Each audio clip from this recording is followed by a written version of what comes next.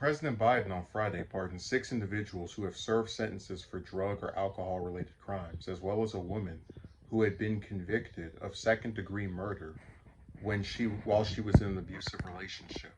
Biden announced the pardons ahead of the new year, marking the third time this year that the president has used his clemency power.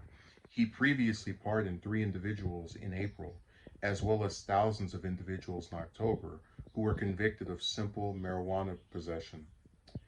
President Biden believes America is a nation of second chances and that offering meaningful opportunities for redemption and rehabilitation empowers those who have been incarcerated to become productive, law abiding members of society, a White House official said, adding that second chances for those who have demonstrated their rehabilitation should be an area of bipartisan agreement. Biden on Friday pardoned Gary Parks Davis, a 66-year-old who pleaded guilty when he was 22 to an illegal cocaine transaction. Davis served a 6-month sentence, completing probation in 1981, earning his bachelor's degree, and has managed his own business and volunteered with community organizations in the decades since. The president also pardoned Edward Lincoln Ducoto III, a military veteran who pleaded guilty more than 20 years ago to marijuana trafficking charges. Ducoto 50 has served as a courier on 5 or 6 occasions, the White House said.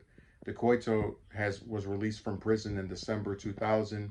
He had previously served in the U.S. Army and Armed Forces, earning various awards during that time. Since his release, he has worked as an electrician as a pilot. Biden on Friday pardoned Vincent Ray Flores, who at age 19 consumed alcohol and ecstasy while in the Armed Forces. He later pleaded guilty at a special court martial. Flores, who is 37, participated in an Air Force rehabilitation program. He has since returned to active duty and has received multiple awards for his conduct. He now serves on the Honor Guard and volunteers through Habitat for Humanity and at events for military members returning from deployment, the White House said.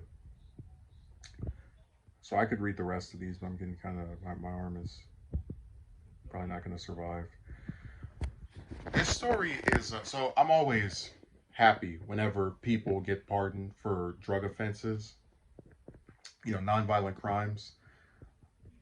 What's interesting here is that a lot of these people, so the White House statement was, oh, Biden believes in second chances, right?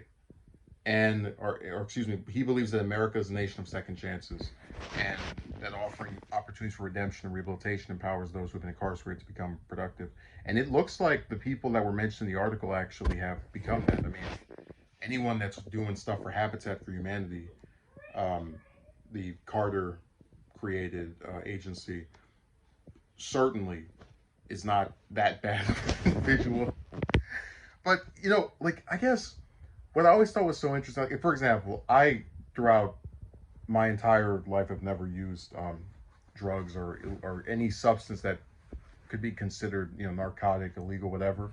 But, if someone did something with one of them and, they get arrested, they get charged with it, whatever, I don't think that should be a thing that stops them from, participating in society in some meaningful way. I mean, I do accept the fact that people who are young or otherwise, are just trying to have a good time, whatever, do things that they might regret.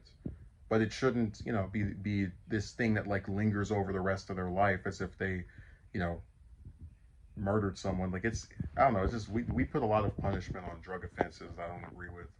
But then we'd have to start talking about the war on drugs, and I'm not gonna turn the whole video into that.